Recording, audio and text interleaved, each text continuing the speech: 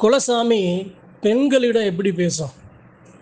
நம்ம குல மக்கள்கிட்ட இருக்கிற அந்த பெண்கள் இருக்காங்கள்ல, அந்த குல மக்கள் அவங்கக்கிட்ட நம்ம சாமி ரொம்ப துடியா ஏன் பேசுது? பெண்கள்கிட்ட அதிகமாக ஏன் பேச காரணம் என்ன அப்படின்னா, பெரும்பாலும் இருக்கிற குலதெய்வ எல்லைகளில் ஆதியில் உருவான தெய்வம் பெண் தெய்வமாக இருக்கும். முதன்மை தெய்வமாக இருக்கும். அதாவது ஒரு குடும்பத்தில் எப்படி பெற்ற தாய் அதனுடைய வாரிசு விருத்தி முதல் எல்லாத்தையும் கட்டி அணைச்சு கொண்டணைச்சு வாராளோ அதே மாதிரி தான் அந்த குலதெய்வ எல்லையில் இருக்க அந்த பெண் தெய்வம். இன்றைக்கி ஏன் குலதெய்வம் பெண்கள்கிட்ட எப்படி பேசும்னு சொல்கிறதுக்கு காரணம் என்ன அப்படின்னா, எவ்வளவோ எல்லைகளில் குலதெய்வ எல்லைக்கு வெளிச்சம் பிறக்க முதன்மையான காரணமாகவும் இருக்கிறதும் பெண்களாக இருப்பாங்க. சரிங்க. இன்றைக்கி இதை சொல்கிறதுக்கு காரணம் என்ன அப்படின்னா, ஒரு சில உண்மையான நிகழ்வுகளைத்தான் அறிவு முன்பர்கள்ட்ட பகிர்ந்து கொள்ள ஆசைப்படுறேன். சரி, ஒரு எல்லை இருக்குது. அந்த எல்லையில் ஒரு அம்மா இருக்காங்க. அந்த அம்மா எப்படி அப்படின்னா ஒரு சாமியாடி. அந்த சாமி தன்னுடைய நிலையை அந்த அம்மா மேலே வர்ற அந்த பெண் தெய்வம் மட்டும் பேசாமல் அந்த எல்லையில் இருக்க மற்ற தெய்வங்களோட வெளிச்சத்துக்கும் மற்ற தெய்வங்களின் சக்திகளை மேம்படுத்தணும், அந்த சக்திகளை தட்டி எழுப்பணும் அப்படின்னு அந்த எல்லையில் இருக்க தெய்வம் அந்த பெண்களை ஒரு ஆயுதமாக அந்த இடத்துல உருவாக்குது. அப்போ என்ன நடக்குது அப்படின்னா, அந்த பெண்மணி அந்த இடத்துல ஒரு தூண்டுகோலாக, ஒரு ஊன்றுகோலாக, ஒரு கருவியாக, ஒரு ஆயுதமாக இருக்காங்க. இது அதுக்கு மட்டும்தான் பொருந்துமா அப்படின்னா இல்லை, பெரும்பாலான எல்லைகளில் பொருந்தும். ஏன் அப்படின்னா, சாமி பேசுகிறதும் அந்த சாமி படுற வலிகளையும் வேதனைகளையும் அளவுக்கு அதிகமாக உணர்றதும் பெண் தெய்வங்களாக பெண்களாக தான் இருப்பாங்க. ஒரு ஆண் தெய்வம் இருக்குது, ஆண் தெய்வம் தான் அந்த இடத்துல முதன்மை தெய்வமாக இருக்குங்கிற பட்சம் அந்த ஆண் தெய்வத்துக்கே தலைமை தெய்வமாக தாயா ஒரு சில பெண் தெய்வங்களும் இருக்கும். இன்னைக்கு இந்த பதிவில் ஏன் ஒரு சில உண்மையான நிகழ்வுகளை சொல்கிறேன் அப்படின்னா, குலதெய்வ எல்லையில் இருக்க எல்லா பெண்களும் சாமியாடி வரும் மக்கள் மாபெரும் சக்தி பெற்றவங்க. அவர்களுடைய கருத்துக்கள், அவர்கள் முன்வைக்கிற கோரிக்கைகள் மறுக்கப்படக்கூடாது. அது என்ன ஏதுன்னு எல்லா மக்களும் அதை ஆழ்ந்து கவனிக்கணுங்கிறதுக்காகத்தான் இந்த விஷயங்களை பெண்களை பற்றி பகிர்ந்து கொள்ள ஆசைப்படுறேன். அதாவதுங்க, எப்படி சொல்கிறது அப்படின்னா, என் சாமிக்கு என்ன இடையூறு நடந்தாலும் அந்த சாமி முதல்ல யாருக்கிட்ட, ஒரு பெண் தெய்வமாக இருந்தால் யாருக்கிட்ட காட்டி கொடுக்கும் அப்படின்னா அந்த மக்கள்கிட்ட தான், அந்த குல மக்கள்கிட்ட தான். ஏன் எதுக்கு அப்படின்னா, அவங்கக்கிட்ட தான், அவங்க மேலே வர்ற சாமி கிட்ட தான் அந்த ஆளுமை சக்தியும் அதற்குரிய வெளிச்சங்களும் விடியல்களும் தீர்வுகளும் அந்த பெண் தெய்வம் மற்ற தெய்வங்களுக்கு மற்ற தெய்வங்களை வலுப்படுத்த காரணியாக அமையும். சரி, வேற என்ன அப்படின்னா, ஒரு பெண் தெய்வம் இருக்கு. அந்த பெண் தெய்வம் அந்த அந்த அந்த வழியில் இருக்க மக்கள் யாருமே கும்பிடவே இல்லை, குலசாமிக்கே போகலை. ஒரு குழந்தை தெய்வம். அந்த குழந்தை தெய்வம் என்ன பண்ணுது அப்படின்னா, அந்த கும்பல இருக்க ஒரு பெண்மணிகிட்ட வந்து கனவுல காட்டுது.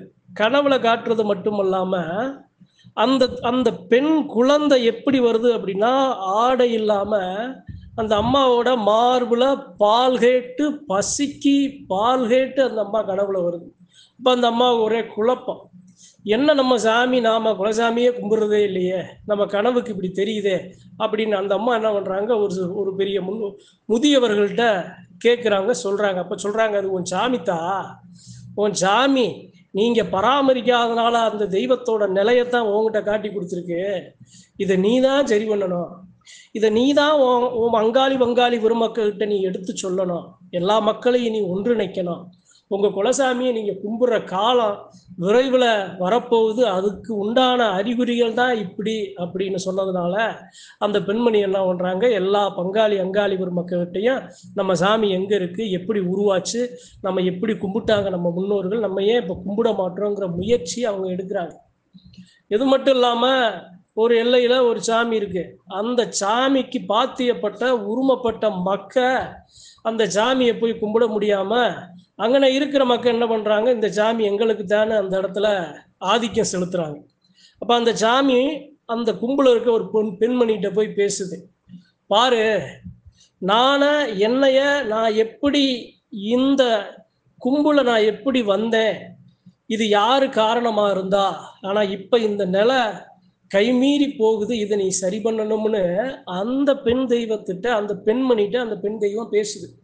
அப்ப அந்த பெண்மணி என்ன சொல்லுது, இதுக்கு முன்னாடி அந்த சாமி பேசாத வரைக்கும், கண்ல தெரியாத வரைக்கும் அந்த அம்மா மௌனமா இருந்த அம்மா, சாமி பேசுனதுக்கு அப்புறம் அந்த அம்மாவுக்குள்ள ஒரு சக்தி பிறக்குது.